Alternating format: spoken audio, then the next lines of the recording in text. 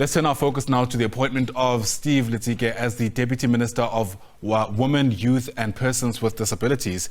Letsike is an openly gay woman, and in fact, this is seen as a historic appointment in South Africa to have someone in their intersectionality appointed to cabinet. Let's bring in now Clement Mampane, who speaks for the Access Chapter 2 Foundation and joins us now via our video link. Clement, it's lovely to have you on the program. Thanks very much indeed for making time. This does feel unprecedented. I stand to be corrected, but I don't remember somebody who is openly gay being appointed in cabinet. And I suppose if this is the case, this is a step in the right direction.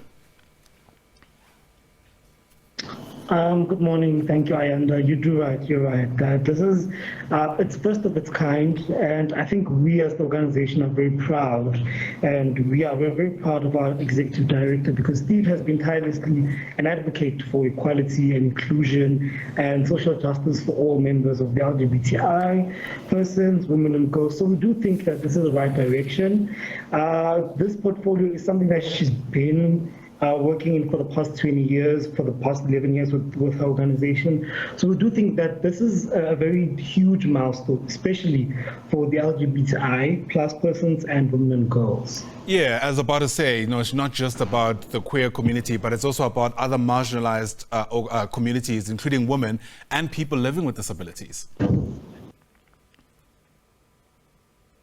You're correct. This is a very, very huge inclusion. And I think we should also not focus or not steer back on negative, but steer at the fact that she has been in this thing for the past 10 years. She has made a very remarkable impact in civil society. So we do believe that as she steps up into government, she will still hold herself as an advocate for young women and girls, as an advocate for the LGBTI people and people living with disabilities, because she has been really excelling in that aspect as part of civil society.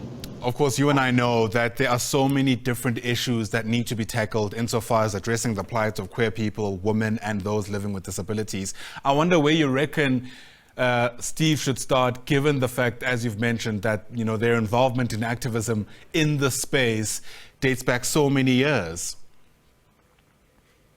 I think for us as an organization, we would like for her to start obviously with the LGBTI plus community, but also the inclusion of women and girls. That's also a very big challenge in the country, especially fighting for equality. So I think her would not also selfishly say, no, start the LGBTI. No, we're saying that she should start where she feels like this is where the area needs more focus. It's a very difficult position because we don't want to say focus on that, but I think she'll do equally well when she's going to focus on the equality of women and girls, because as much as she focuses on women and girls, she's going to come back to focus on LGBTI, because there are women and girls that are part of the LGBTI community that are, lesbian identifying, bisexual identifying. So I think as she starts with women and girls, she will be reeling in the LGBTI in some way, shape or form. Yeah, it's one thing to be in cabinet, it's another to be supported and empowered to make a material difference. Steve is in this position as the Deputy Minister. The ministry itself is led by Sindisiwe Chikunga, and of course we know it's in the presidency. So some people might say there are a few steps to be taken before any kind of material change can happen in this position. How worried are you about that Steve may end up being bogged down by bureaucracy, red tape, and really just end up being in this position as a token, as opposed to someone who's able to make meaningful strides? We're not worried because she has been an advocate for the past 20 years. She did not tire in the past 20 years. She has faced a lot of obstacles in the past 20 years. So yes, she's going to face the red tape, she's going to face the bureaucracy, but I don't think that should be a call for concern, because we know the dedication that she has.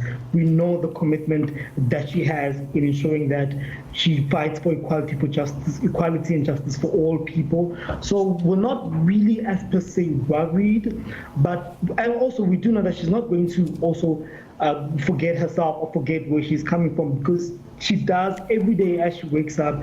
I do believe that she sees the challenges, she's aware of the challenges, and there's no way that she's going to say, okay, now faced red tape, let me stop. No, we do believe that she is going to continue championing. All right, Clement Mampane, we appreciate your reaction. Thanks very much indeed for speaking to us. Clement is a spokesperson of Access Chapter 2 Foundation. Once again, appreciate your time. On the agenda.